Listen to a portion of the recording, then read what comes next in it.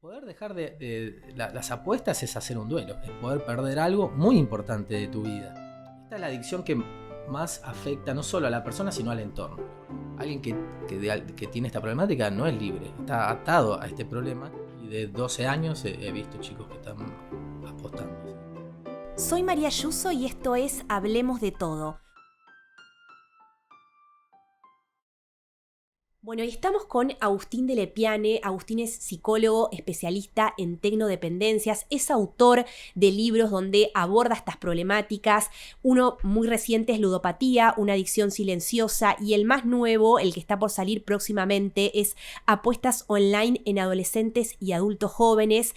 Él va a estar respondiendo las preguntas que llegaron de la audiencia vinculadas con la problemática de la adicción a las apuestas online, principalmente con el foco en lo que es adolescentes y jóvenes. Muchísimas gracias, Agustín, por estar hoy acá. Bienvenido. Bueno, muchas gracias por invitarme, María, un placer. Nos llegaron un montón de preguntas de la audiencia cuando invitamos a que le preguntaran a Agustín sus dudas, sus inquietudes con respecto a esta problemática. La verdad es que nos sorprendió la cantidad de mensajes. Quiero empezar haciéndote esta que se repitió bastante y que tiene que ver con ¿por qué pensás que las apuestas deportivas están pegando tanto entre los jóvenes? ¿Por qué se instalaron? ¿Qué es lo que tienen de atractivas? Mira, primero, lo principal es que cambió el tema de lo que son las apuestas. Antes, para ir a apostar, tenías que ir, por ejemplo, a un lugar de veraneo, a un casino, tenías que trasladarte. Era un momento en donde las apuestas eran circunstanciales. Después pasamos a lo que eran en el 2000, cuando empezaron a entrar las casas de los salones de apuestas, por ejemplo, los bingos, los casinos, a las localidades, los pueblos. Empezamos a estar en una situación de apuestas cotidianas, porque estaban cerca de la plaza principal de un pueblo, o cerca de una estación de tren, entonces las personas iban a apostar de manera más cotidiana. Pero hoy en día nos encontramos con lo que se llama las apuestas al alcance de la mano. ¿Por qué? Porque es a través del online, a través de la tecnología, de los celulares sobre todo, que es el terreno por donde más se mueven los adolescentes.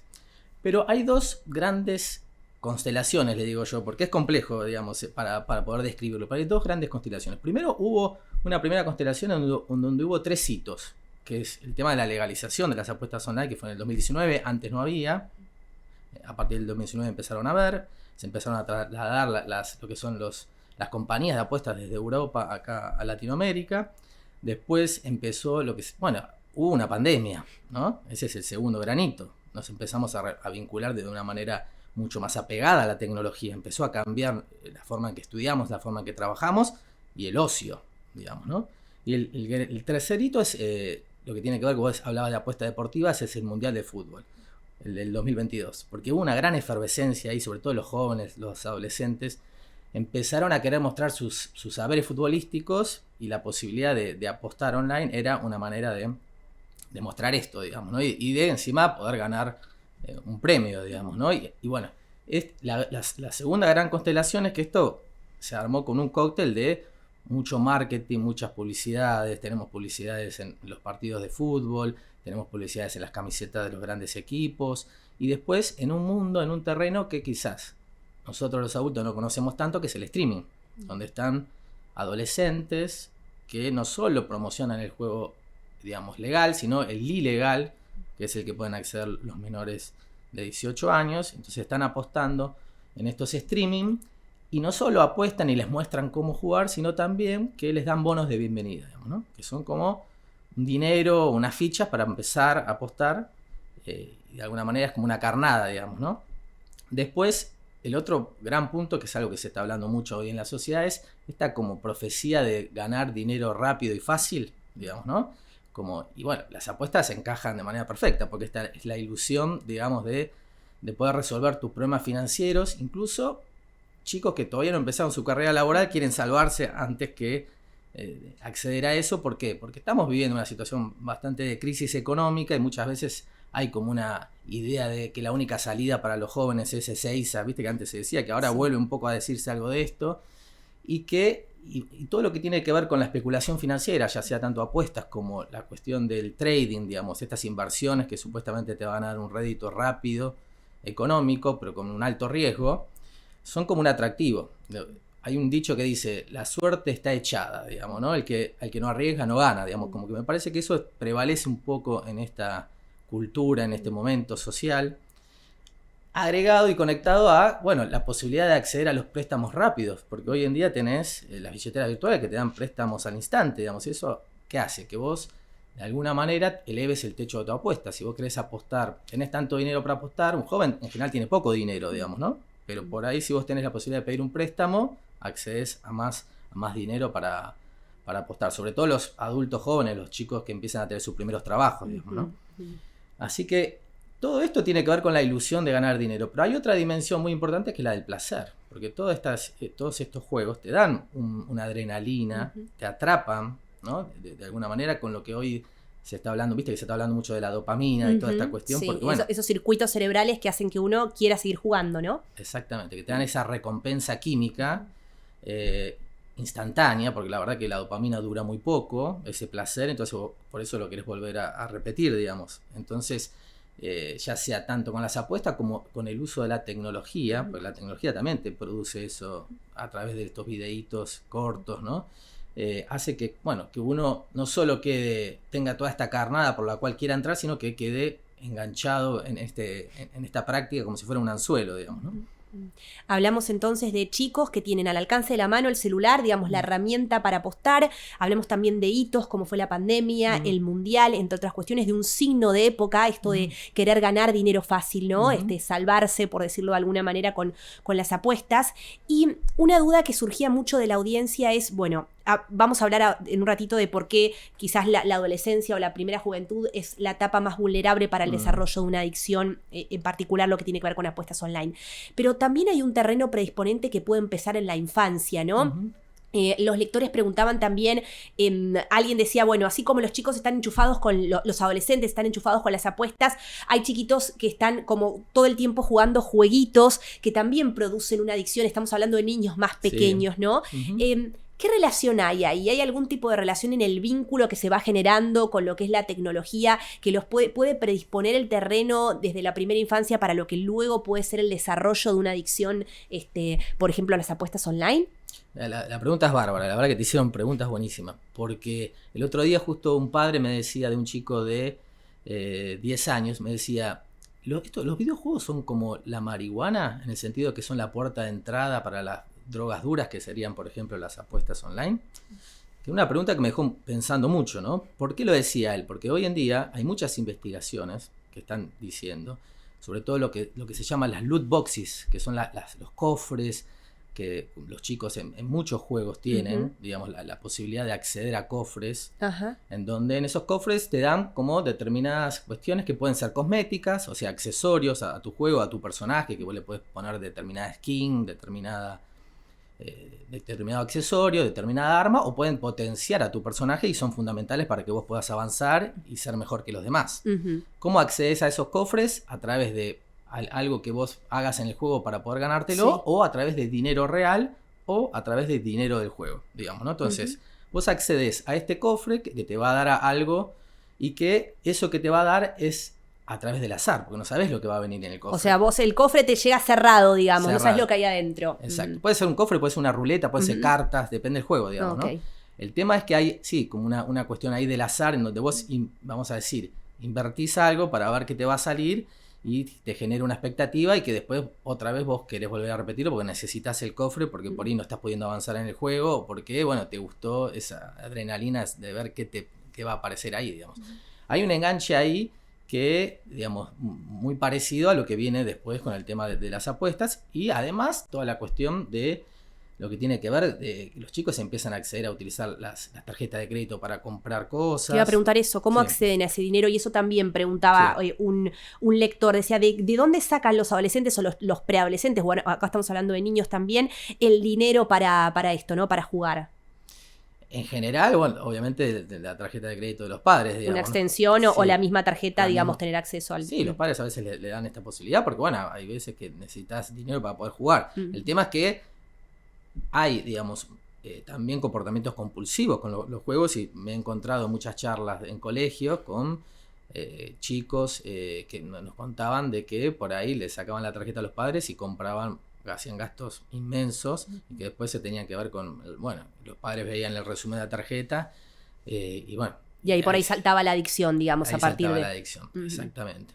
Entonces, porque hay un trastorno está en el DSM-5, que es un manual de psiquiatría, que está el trastorno sobre el tema de los videojuegos, digamos. Esto se puede generar el mismo comportamiento compulsivo de no poder parar. ¿Por qué? Porque estos juegos los chicos juegan, son juegos que, por ejemplo, no tienen pausa, digamos, ¿no? O sea, los chicos te genera a nivel corporal una tensión constante, estás atrapado en ese juego, no puedes pararlo para poder, no sé, hacer algo. Viste que muchas veces cuando se los llaman para comer y demás, que no pueden cortar porque están metidos ahí. A veces ni escuchan, ¿no? Están como en ese mundo atrapados. Exactamente. A ver, tiene cosas positivas también, porque bueno, hay la resolución de conflictos, el trabajo en equipo, digamos, la posibilidad de chicos que quizás hoy en día no está la calle como un lugar de sociabilización, digamos. Entonces muchos padres prefieren que estén, digamos, ahí en la tecnología, lo cual es un problema también, ¿no? Cuando quedan demasiado concentrados en este mundo. Pero bueno, es una posibilidad de jugar que hay en esta época. El tema es que lo que tenemos que saber es que puede generar comportamientos compulsivos y sobre todo también de que hay juegos que tienen edades. Hay juegos que son para determinados chicos de determinada edad y hay juegos que no, porque tienen cuestiones sexuales, porque tienen cuestiones de violencia demasiado explícitas, ¿no? Y eso es algo que hay que tener en cuenta a la hora de, digamos, acompañar toda esta experiencia lúdica de los chicos en el mundo digital. Hablamos también de cómo a edades tempranas se pueden empezar a desarrollar estos comportamientos que eventualmente pueden desembocar en una adicción. Después vamos a hablar qué características tiene que tener para que hablemos propiamente de una adicción, pero... una cuestión que se preguntan muchos padres y también volvió a surgir en las preguntas que te hacen es respecto al momento de darles un celular a los chicos. ¿Sí? Se recomienda retrasar ese momento de donde por primera vez acceden a un smartphone. Hay como una exigencia social, ¿no? De que los padres están como tironeados también, ¿no? Eso lo tenemos que decir. No es que a un padre solo se le ocurre, bueno, le voy a dar el celular a mi hijo porque, no sé, para que esté jugando y se entretenga y no sé, y no moleste, digamos, ¿no? Sino que hay una presión social. Lo que dicen los padres es que los compañeros empiezan a tener celular, entonces por un lado sienten que sus hijos se están quedando afuera y por otro lado, bueno, la cuestión de muchas veces también de estar más en contacto con ellos, más comunicados, digamos, ¿no? Pero lo que sí estamos viendo es que el uso del celular a edades muy tempranas produce conflictos. Sabemos que no es para nada recomendable antes de los 2 años. La Sociedad Argentina de Pediatría dice que antes de los 2 años nada de pantallas. Después, en la niñez, empiezan a decir un uso muy limitado, digamos, ¿no? De 1 hora y media, 1 hora, para que puedan jugar algunos juegos. Y encima, con acompañamiento adulto. Con acompañamiento adulto y además determinados juegos, ¿no? No redes sociales como TikTok y demás que son súper adictivas y que tampoco es un contenido que te nutre, digamos. Por ahí hay juegos que son más para chicos más chicos, como Minecraft, digamos, ¿no? Pero la idea es que cuanto más se pueda retrasar el acceso a la tecnología, mejor es, digamos, ¿no? Eso yo recomendaría que los padres, cuanto más puedan ir contra la corriente, ser como el salmón en algunas cuestiones, mejor es incluso, pero no solo hacerlo de manera aislada. El otro día me contaba una colega que es madre de 2 chicos chiquititos, de que en su colegio lo que empezaron a hacer es como, lo que veían es que muchos chicos, o sea, sus hijos, por ejemplo, iban a la casa de un compañerito y lo único que hacían era jugar a la Play, ¿no?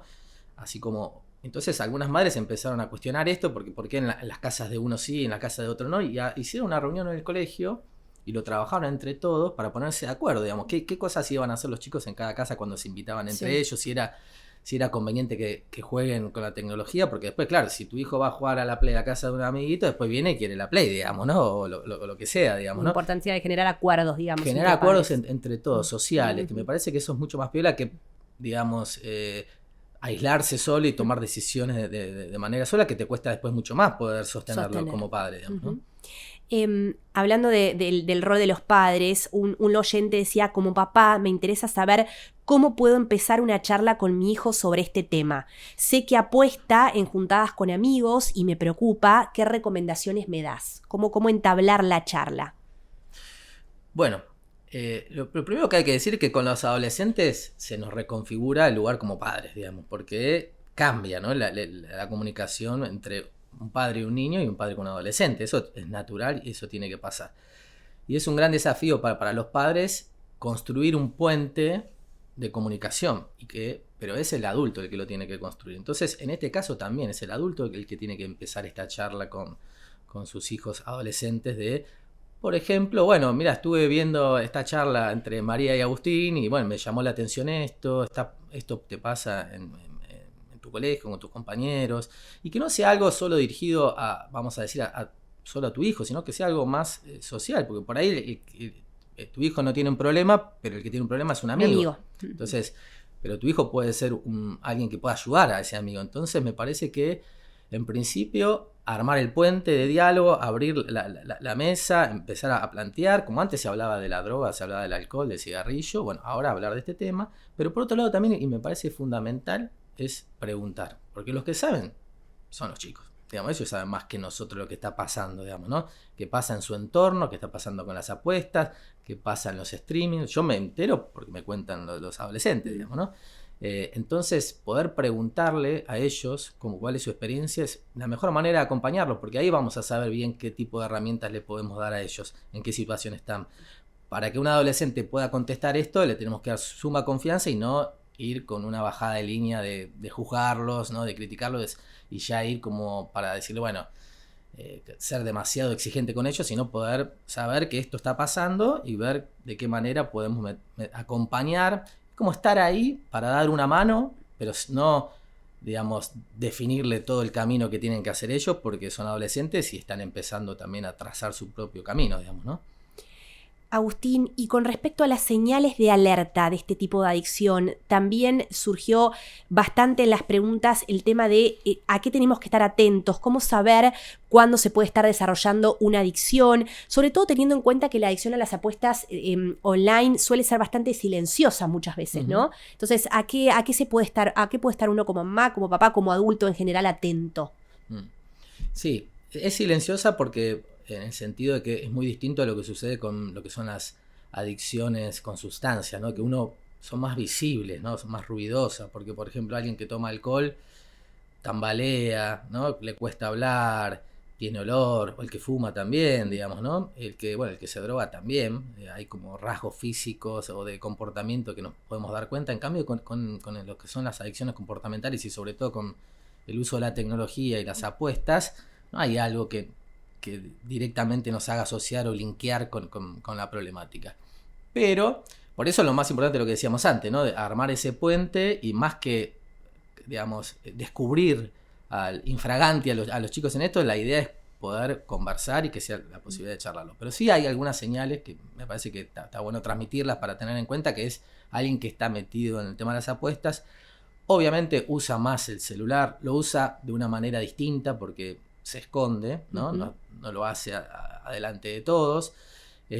Por otro lado, la cuestión con el dinero empieza a hacer algo extraños. Por ejemplo, hay adolescentes que por ahí vuelven al mediodía del colegio y no comieron, le dan la plata, pero la usan para otra cosa.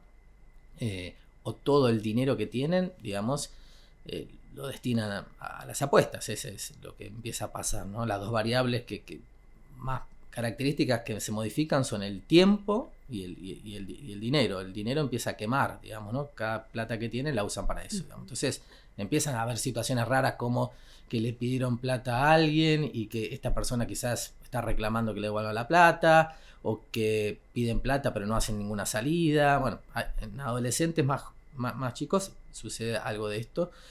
En adultos jóvenes, después de 18 años, es más difícil porque en realidad te vas a enterar, como está el tema del acceso a los préstamos, por eso yo decía antes, el techo de la apuesta se ve elevado porque pueden ir pidiendo plata hasta obviamente un límite, pero eso es, todo ese primer proceso está como escondido, digamos, nadie sabe lo que está pasando hasta que de repente explota, digamos, ¿no? Digamos, por eso yo hablo como de 4 fases, ¿no? La primera fase, la fase dorada, que alguien empieza a apostar y bueno, todo es maravilloso, todo es divertido.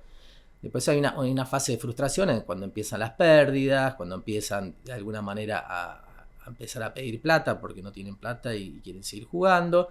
Después la fase de desesperación, es que bueno, ya no tienen plata, no consiguen, empiezan digamos, están como totalmente absorbidos por el tema, están como en un trance, no pueden salir de eso, necesitan apostar y están como desesperados para conseguir plata desde a cualquier costo, a cualquier persona, incluso algunos van a pedirle plata a algún usurero, digamos, que es lo peor que hay, digamos, ¿no? Que incluso se ponen en situaciones de riesgo. Y después la fase de crisis, cuando todo sale a la luz, digamos, ¿no? Como todas esas primeras tres fases, en realidad es como una parte silenciosa que nadie se entera. Después la de crisis, cuando todo... Se destapa la olla. Exactamente, como esa doble vida que de repente aparece. Y esto pasa mucho con adultos jóvenes, ¿no? Entonces, que es más difícil poder distinguir. Y después, bueno, empiezan a pasar situaciones que quizás no... Estas personas afectadas, estos chicos afectados, no hacían, como por ejemplo robar plata, digamos, ¿no? A familiares, por ejemplo. A familiares, ¿no? Y lo más grave es toda esta situación de como todo esto, esta es la adicción que más afecta no solo a la persona, sino al entorno. Porque vos no solo te haces un daño a vos mismo, sino que muchas veces dañás el patrimonio familiar, la economía, ¿no? Todos los proyectos. Y eso genera mucha culpa, digamos, a la persona que está haciendo esto, que incluso después quizás de arreglar las cosas, no lo voy a volver a hacer nunca más, te ponen en cero porque te pagan todas las deudas y después vuelve a pasar lo mismo. Esto genera mucha culpa en la persona que tiene esta problemática, y ahí eso se asocia con la necesidad de castigo, ¿no? Porque ¿por qué hago esto? ¿No? Soy lo peor que hay. Y muchas veces ahí empiezan todas las ideas de autolesiones, y es la adicción que más suicidios produce, ¿no? Qué fuerte eso, teniendo en cuenta también que los adolescentes ya de por sí son un grupo muy vulnerable con lo que tiene que ver con la problemática del suicidio. Una cuestión que consultaba mucho la audiencia, que se preguntaba mucho, era ¿cómo hacen los adolescentes, los chicos y las chicas que tienen menos de 18 años para apostar online cuando es ilegal? Que nos expliques un poquito, Agustín, si hay intermediarios ahí, cómo se da el acceso de ellos a este mundo. Bueno, hay uno de los canales, digamos, es lo que se llaman los cajeros o los cajeritos, que son como los dealers, digamos, ¿no? Que son las personas que te dan las fichas, o sea, vos le das la plata, ellos te dan las fichas para que vos accedas a la plataforma ilegal de juego y puedas apostar. Pero en la virtualidad, ¿cómo serían esas fichas? Son fichas virtuales. Ok. Sí. No son fichas reales, digamos, son fichas... Muchas veces es a través de mensajito de texto. O sea, pueden ser personas, puede ser un compañero de colegio, ¿no? Alguien menor de edad, que lo hace por una cuestión de que le gusta ese ambiente o porque la necesidad de tener un trabajo, porque ellos ganan plata. El cajero gana plata, o sea, si vos perdés tu apuesta, él gana plata. Lo cual genera una situación rara en el vínculo entre amigos o compañeros, digamos, ¿no? Entonces, es como, bueno... Es como un dealer, pero también por ahí son personas que vos no conocés, que acceden a vos a través de las redes sociales. Es muy habitual, no sé si te habrá pasado a vos, que te lleguen mensajes, digamos, privados, ofreciéndote apostar, darte fichas, y esos son los canales como para acceder a estas plataformas. O sea, son intermediarios entre los adolescentes o los preadolescentes y las casas de apuestas, digamos. Entonces, si vos como adolescente no podés acceder directamente porque, bueno, no digamos, sos menor, accedes a esta persona que, bueno, le transferís dinero o le das dinero y esa persona te da las fichas para que vos puedas ingresar a estos sitios, digamos, de apuestas. Sí, el mecanismo es siempre igual. No sé, cuando éramos chicos íbamos a la verdulería, estaba el quiñelero ahí, el ilegal, no era el oficial, que vos le dabas la plata y él te jugaba. Es más o menos el mismo mecanismo. Lo que cambió hoy en día y lo que es grave es que ahora están metidos en este mercado los adolescentes y los jóvenes. Antes no, era cosa de adultos, de grandes, toda esta cuestión, digamos, ¿no? Esto es lo grave. Los mecanismos son similares. Está lo virtual, que trae nuevas complejidades porque, bueno, el acceso es más fácil, más rápido y puede acceder cualquiera, y encima estás pegado a eso las 24 horas del día, lo que hace que sea potencialmente más adictivo. Antes por ahí vos tenías que ir a la verdulería, buscar al quiñerero, digamos, ¿no? Roberto Alt tenía un escritor argentino, tenía las aguas fuertes, hablaba mucho de la señora que iba a comprar a la verdulería y estaba el quiñerero como si fuera un diablo para él, digamos. Bueno, pero esto porque le atraía, que estaba ahí, ya le despertaba la gana de apostar en vez de comprar por ahí las verduras o la comida. Hoy en día es algo similar, pero mucho más complejo por esto que te decía, que es el terreno de los adolescentes, incluso chicos que ni son adolescentes todavía, chicos de 12 años que empiezan a apostar, y además lo potencial que produce el mundo virtual, digamos, ¿no? De estar conectado a eso 24/7. ¿A partir de qué edades estás viendo, Agustín, el chico que se está metiendo en este mundo? Y de 12 años he visto chicos que están apostando, sí. A partir de 12 años, diría yo. Antes quizás la problemática es más con el tema de los menores, más con el uso de las pantallas, los videojuegos y todas estas cuestiones, ¿no? Pero apostar a partir de los 12 años. Alguien preguntaba también en qué momento se puede hablar propiamente de una adicción, ¿no? Vos me mencionabas antes de que comenzáramos esta charla que hay diferentes estadios y justo preguntaban eso. ¿Cuándo hablamos de una adicción? ¿Cuándo se separa de lo que es una diversión, por ejemplo, del que apuestan juntadas en un preboliche o en el recreo de una escuela, a alguien que ya está teniendo una problemática? ¿Cómo se dan esos estadios o esa evolución en ese proceso de la enfermedad? Bien. Que no necesariamente me imagino que el que apuesta por diversión va a terminar desarrollando una adicción, ¿no? Obviamente, pero ahí hay un proceso, ¿no? Un increscendo. Totalmente, sí, totalmente, porque, a ver, sobre todo en adolescente lo que más vemos son apostadores sociales o apostadores problemáticos. Porque, a ver, son 4 categorías que en general describimos, ¿no? Una son los apostadores sociales, que como vos decías, los chicos que por ahí empiezan a apostar en las previas, ¿no? En grupo, con amigos, como algo de, bueno, pertenecer a una tribu. Hoy en día se ve mucho en los colegios de los que apuestan, el grupo de los que apuestan y los que no apuestan, o el grupo de los que apuestan mucho, porque se arriesgan más, y los que apuestan menos, ¿no? Como que hay como, viste que en va general, generando pertenencia. Sí, pertenencia grupal, y son como más valorados porque se arriesgan más, ¿no? O porque tienen esta, de alguna manera, son los elegidos porque aciertan más, supuestamente. Hay mucho de lo que nosotros llamamos sesgo de confirmación. En general te cuentan las que ganan y nunca las que pierden, digamos, ¿no? Pero bueno, esto es como muy valorado por el entorno, sobre todo, no solo en adolescentes, se ve también en adultos, digamos, ¿no? Vos vas a un casino, a un bingo y pasan las mismas situaciones, digamos, ¿no? Bueno, está todo esto que de alguna manera, bueno, despierta. Me fui de la pregunta. Te preguntaban cómo va increciendo, cuáles son los diferentes estadios. Ahí está, me había perdido, sí. Esos son los apostadores sociales, ¿no? Que empiezan a apostar por diversión, como un entretenimiento más, ir al cine, ir a comer, los chicos por ahí, ir a un boliche, una salida, ¿no? Es algo que a veces alguien se puede pasar de la raya, como puede ser cuando alguien sale y toma un poco de más, pero eso te deja una marca. Y vos sabés que la próxima vez, ya sabés, este es mi límite. Lo hacen en grupo, digamos, la característica es un poco esa también. Exacto, el grupo, sí. Después, cuando empieza lo que son los apostadores problemáticos, se empiezan a apostar más solos, no solo cuando están en esa salida, sino que empieza a hacer algo más en su casa, ya no lo cuentan, empieza a tener un vínculo con las apuestas, ¿no?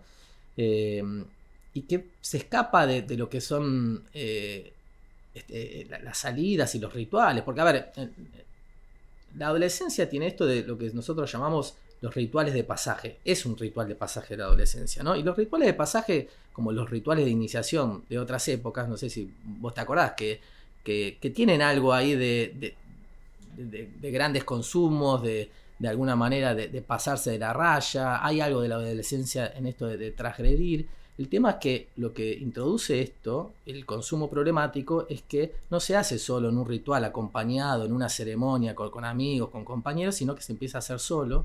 Y lo que decíamos antes, la posibilidad está a la mano, porque tenés la posibilidad de hacerlo 24/7 en tu casa, con el celular, sin que nadie se entere. Entonces ya no es una salida cada tanto y apostar, sino que es todos los días. Y ahí empieza a generarse el vínculo problemático de dependencia.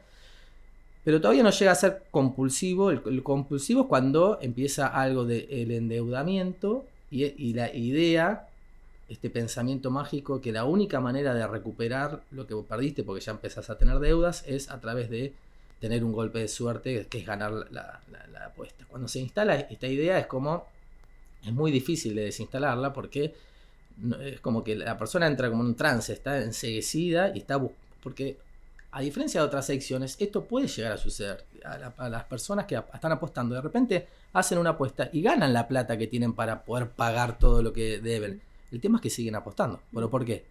Porque lo que quieren es jugar, lo que quieren es apostar. No quieren ganar plata ya. El que apuesta es como el que apuesta por necesidad pierde por obligación, dice, porque lo hacen por necesidad, porque necesitan esa adrenalina, necesitan ese placer. Entonces, lo que les pasa a ellos es cuando llegan a ese dinero, no se retiran, digamos, sino que siguen apostando y vuelven otra vez a perder y a endeudarse. Y ahí es un circuito del que no pueden salir. Y los otros apostadores, la cuarta categoría, que son los apostadores profesionales, digamos, que hay muy poco de eso, pero bueno, se ve sobre todo en el póker online, que quizás hay personas que viven de eso, que se lo asocia más como a un deporte, digamos, ¿no? Pero bueno, muchos, en general las personas que empiezan a apostar empiezan por una cuestión social o porque algunos se quieren dedicar a eso como para ser un apostador profesional. El tema es que en el camino muchos se vuelven apostadores problemáticos o compulsivos.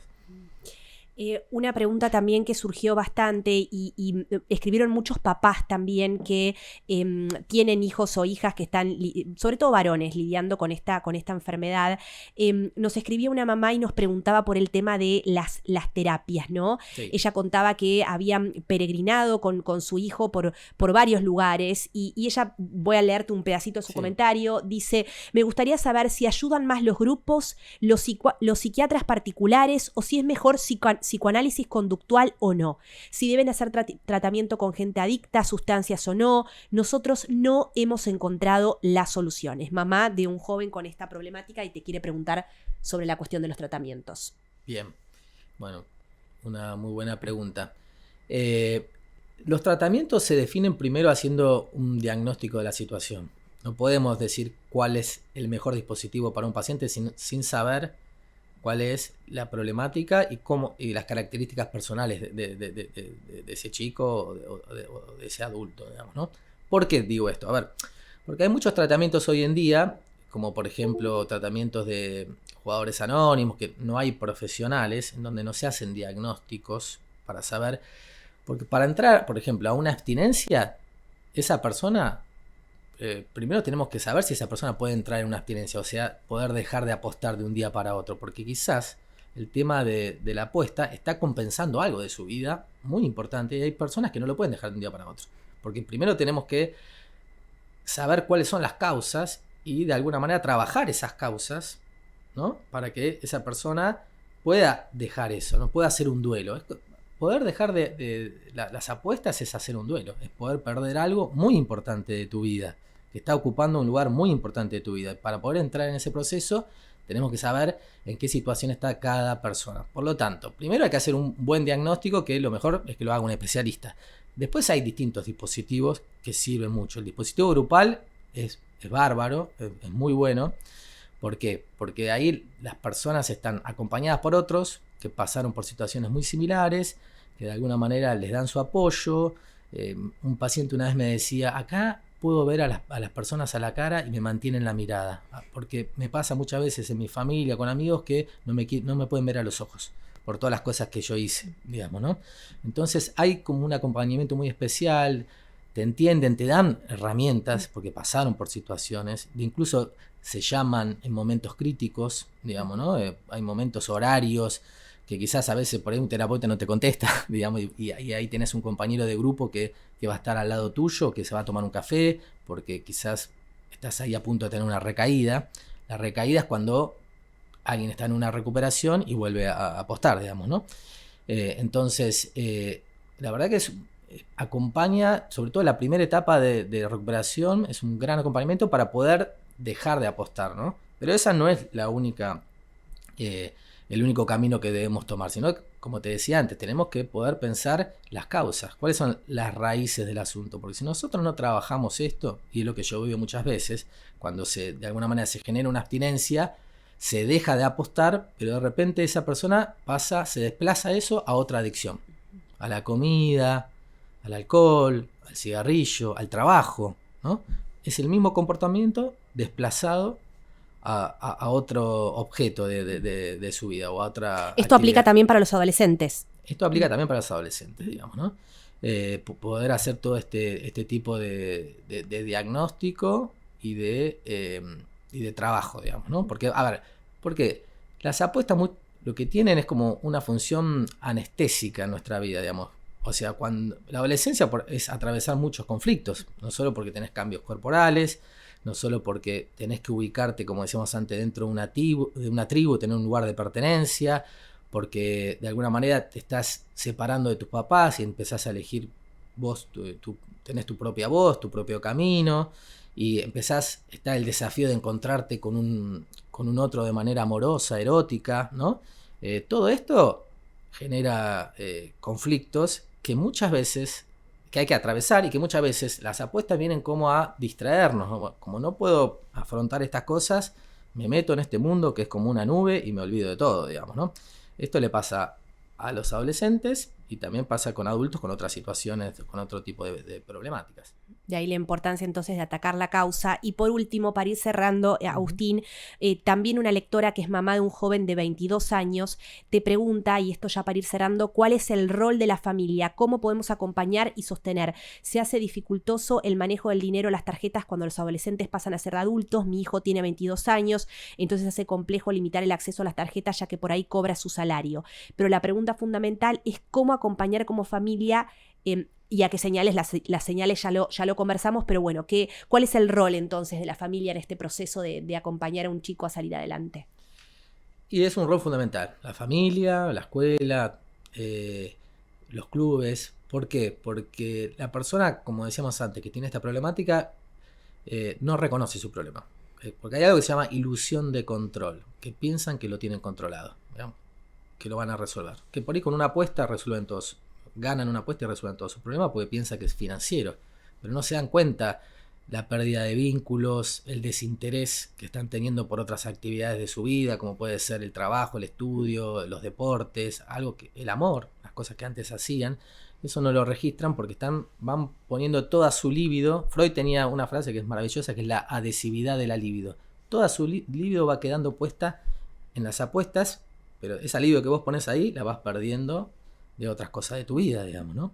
Entonces, la familia es fundamental para poder, de alguna manera, mostrarle a tu familiar de que todas las cosas que está perdiendo y que esto se puede recuperar. Esto es lo que tiene el tema. Si alguien empieza un tratamiento o es acompañado digamos, a salir de esta situación, todas las cosas que se van perdiendo en el camino se pueden ir recuperando con tiempo, ¿no? Es un proceso. Pero si se empieza a hacer ese camino, la posibilidad está de recuperar, no sé, el potencial de tu vida, recuperar tus vínculos, de las deudas que parece que son imposibles de pagar, de alguna manera se busca la vuelta, llevará tiempo, pero hay una salida. Entonces la familia es la que tiene que insistir y no escaparse al primer, no, este es mi problema, es mi plata, como decía esta señora, bueno, es la plata de él, es la tarjeta de él, es su trabajo. Muchas veces escuchamos decir, bueno, él hace lo que quiere porque es libre, ¿no? Pero alguien que tiene esta problemática no es libre, está atado a este problema y muchas veces tenemos que nosotros ponernos en el lugar de manejar algunas cosas, vamos a decir, esto que depende del caso, ¿no? Digamos, ¿no? Porque no se entienda que es siempre así, pero quizás a veces se necesita que, por ejemplo, manejemos algunas cosas de su vida, como el dinero, por un tiempo, ¿no? Hasta que esa persona pueda trabajar lo suficiente como para poder volver a lograr su autonomía y su independencia, digamos, ¿no? Entonces, un rol central como familia, el de acompañar, el de contener, el de no bajar los brazos, que es difícil porque son procesos largos, sumamente desgastantes, pero también necesarios porque, como dice Agustín, con un trabajo de recuperación, la salida es posible. Te agradezco un montón, Agustín, por estar hoy acá. Bueno, muchas gracias a vos.